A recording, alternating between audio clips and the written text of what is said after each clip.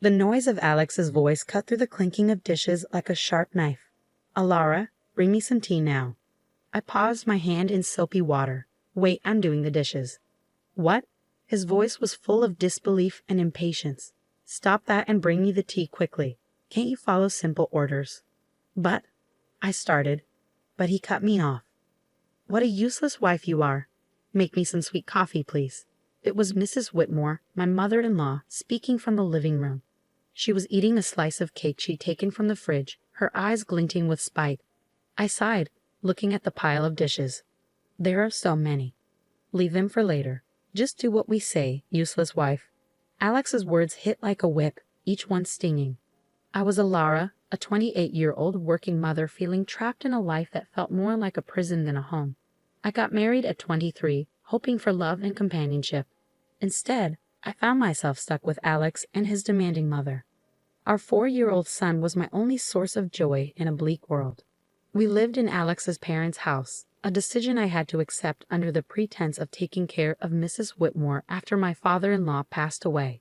At first, I felt sorry for her, thinking she was grieving, but soon I realized I was just a pawn in her cruel game of domestic control.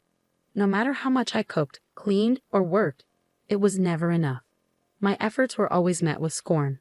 My meals were either left untouched or harshly criticized. "The stir-fry is so half-hearted," Mrs. Whitmore would sneer.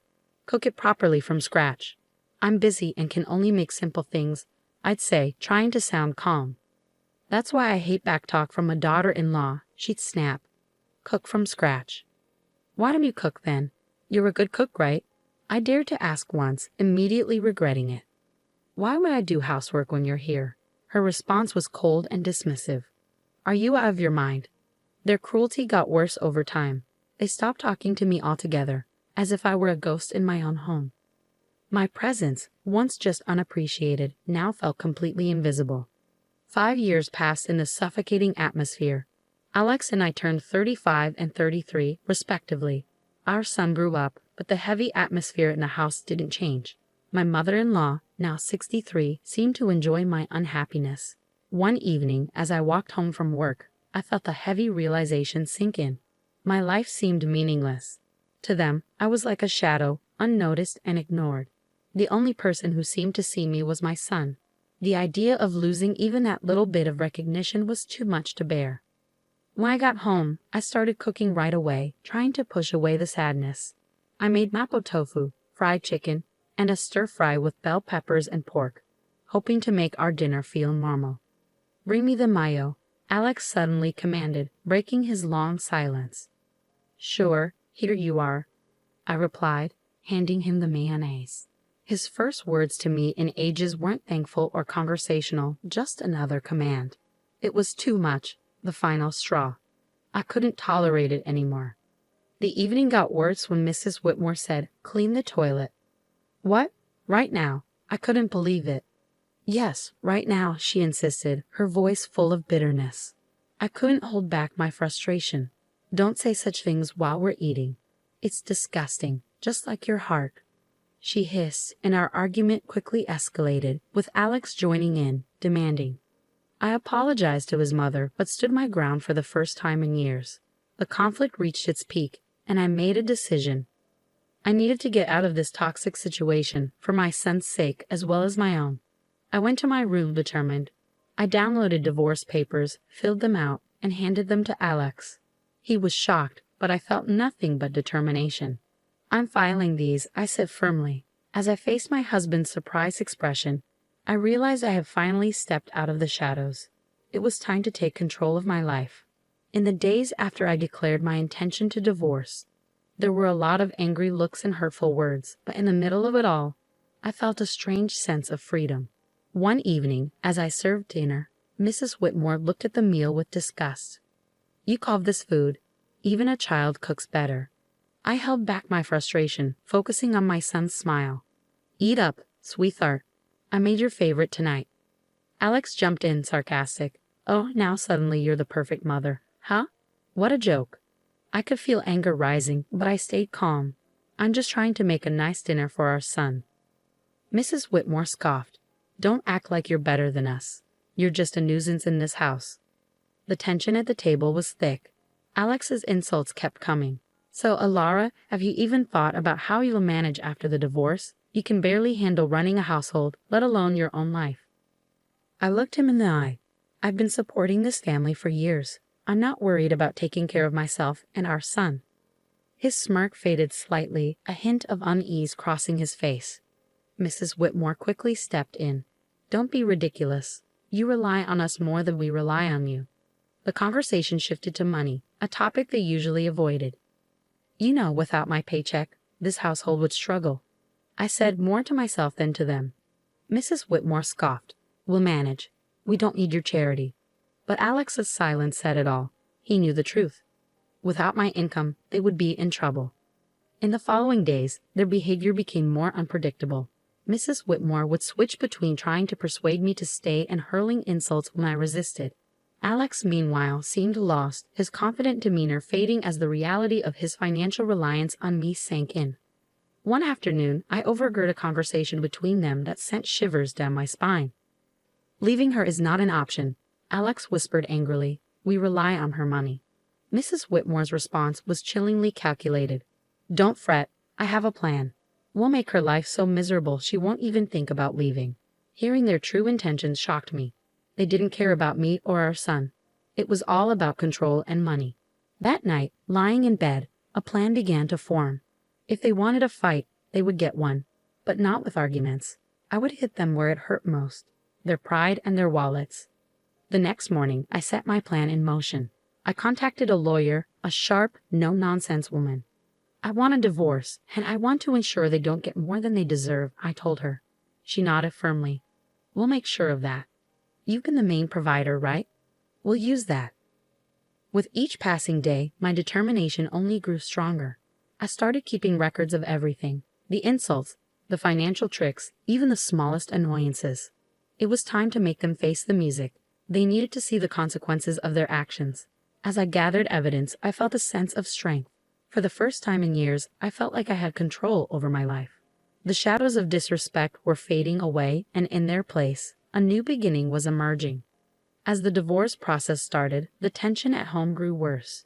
But with each passing day, my fear faded, replaced by determination.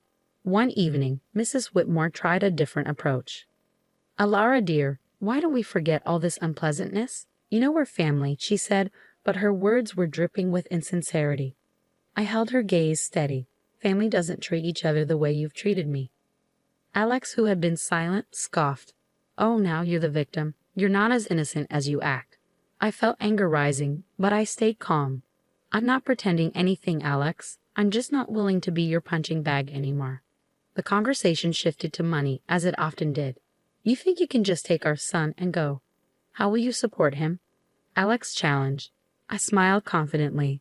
I've been supporting this family for years. I'll manage. Mrs. Whitmore's sneer twisted into her face. You're nothing without us.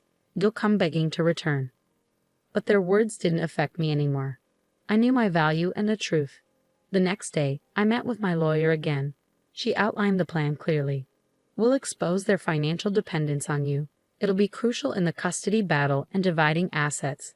I nodded, feeling validated. The law was backing me, and I was ready to stand up for myself. At home, the tension reached its peak. Mrs. Whitmore's attempts to undermine me became more desperate. You think you're clever, she spat one evening, but you're just abandoning your family. I looked her straight in the eye. No, I'm finally standing up for myself. Alex joined in, his voice full of anger. You'll regret this. You can't survive without me. But I wasn't afraid of his threats anymore. As days passed, I prepared for the court battle. I gathered financial documents, recorded their hurtful words, and collected evidence of their neglect. One afternoon, as I sorted through my papers, my son came to me. Mom, are we going to be okay? His voice was small and uncertain. I pulled him close, feeling a surge of protectiveness. Yes, sweetheart, we're going to be just fine. We're leaving this place and starting a new happy life. Just you and me. His arms tightened around me, and in that moment, I knew I was doing the right thing. I was fighting for my son's future, not just for myself. The day of the court hearing approached, bringing a sense of impending freedom. I was ready to confront Alex and Mrs. Whitmore, to put an end to their control and abuse. I was ready to take back my life and give my son the peace and happiness he deserved. It was time for justice, and I was determined to see it through. The day of the court hearing arrived, a day I had been dreading yet eagerly awaiting. Sitting across from Alex and Mrs. Whitmore in the courtroom, I felt a surreal mix of emotions. This was the moment of change. The proceedings began formally. Alex's lawyer painted him as a devoted husband and father, unfairly accused. Mrs. Whitmore portrayed herself as a grieving mother-in-law, mistreated by an ungrateful daughter-in-law. But their act was transparent, their lies obvious. When it was my turn to speak, I spoke clearly, my voice steady. I have been the only one working to support this family for years. My husband's unemployment and his mother's manipulation have caused constant strain. Alex interrupted, pretending to be hurt. Alara, how can you say these things? I turned to him, my gaze firm. Support isn't just words, Alex. It's about actions, and your actions have been selfish and cruel. The judge listened as I presented my evidence. Financial documents, recordings of their verbal abuse, testimonies from neighbors who had witnessed their behavior. The truth was clear. As the evidence piled up, Alex's facade crumbled. Mrs. Whitmore's calm demeanor cracked, revealing her true nature.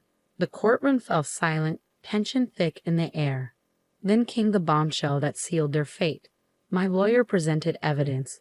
Photographs and documents proving Alex's infidelity and Mrs. Whitmore's affair with a neighbor, Mr. Harwood. The courtroom buzzed as the images were shown, revealing their deceit for all to see. Alex paled, his eyes wide with shock. Mrs. Whitmore's anger twisted her expression, her hands shaking. "You violated our privacy," she shrieked, her voice piercing. I met her gaze calmly. "No, I exposed the truth, a truth you both tried to hide for too long." The judge called for order, but the damage was done. Their credibility crumbled, their lies laid bare. As the hearing ended, the judge's decision was clear. I was granted full custody of our son, and assets were divided fairly. Alex and Mrs. Whitmore were left with nothing but their ruined reputations. Walking out of the courtroom, I felt like a burden had been lifted. The years of manipulation and abuse were finally behind me. I had stood up to them and won. But the best moment was when my son ran into my arms outside, his face beaming with relief. "We did it, Mom," he said happily. "Yes, we did," I replied, hugging him tightly. "We're free now. This is just the beginning for us." As we walked away together, I knew this victory wasn't just for me. It was for anyone who's ever felt small or powerless. It was for truth and fairness. It was the start of a new chapter, one filled with hope and a better future. The aftermath of the court ruling was swift and chaotic. News of Alex and Mrs. Whitmore's deceit spread quickly, staining their reputations in our small community. They could no longer hide behind their facade of respectability. In the days after the verdict, I focused on rebuilding my life with my son, but I couldn't ignore the satisfaction of knowing they were facing the consequences. One evening, while preparing dinner, I had an unexpected visitor, Mrs. Harwood, Mr. Harwood's wife, her eyes filled with tears. "Alara, I heard everything. I can't believe what Sylvia, Mrs. Whitmore, did," she said, her voice trembling with pain. I invited her in, offering a cup of tea. As we sat at the kitchen table, she poured out her heartache. I trusted her as a neighbor, as a friend, and to think she was having an affair with my husband. I listened, offering comfort. It was clear Mrs. Whitmore's actions had caused more damage than she anticipated. The next day, I ran into Alex in town. He looked defeated, a shadow of his former self, his arrogance gone. I paused, facing him. "What's left to say, Alex?" He shifted uncomfortably, avoiding my gaze. "I'm sorry for everything. I didn't realize how much I relied on you, on your strength." His apology, though belated, marked a shift in power. He had lost everything: his pride, his home, his family. And in that loss, he finally acknowledged his mistakes. But it was Mrs. Whitmore who faced the harshest consequences. Her affair with Mr. Harwood had not only tarnished her reputation, but also led to legal troubles. Mrs. Harwood had filed for divorce and was suing her for alienation of affection. I heard about Mrs. Whitmore's downfall through whispers and rumors from neighbors. painting a picture of a woman brought down by her own actions. She became an outcast, rejected by those she once called friends. One afternoon, I spotted her at the grocery store, her demeanor defeated as she hurried through the aisles. Our paths crossed, and our eyes met briefly. The resentment and defeat in her gaze were clear. "You did this to me," she muttered as she passed by. I watched her go, feeling a mix of pity and vindication. "No, Sylvia, you did this to yourself," I whispered to myself. The tables had turned, and the consequences of their choices were now unavoidable. Alex and Mrs. Whitmore were facing the consequences of their years of deceit and manipulation. As I saw them struggle, I understood that the greatest revenge was living well, free from their toxicity. Refocusing on my son and our new life, I realized this wasn't just about revenge. It was about freedom, breaking away from abuse and control. Looking ahead, I knew the best was yet to come.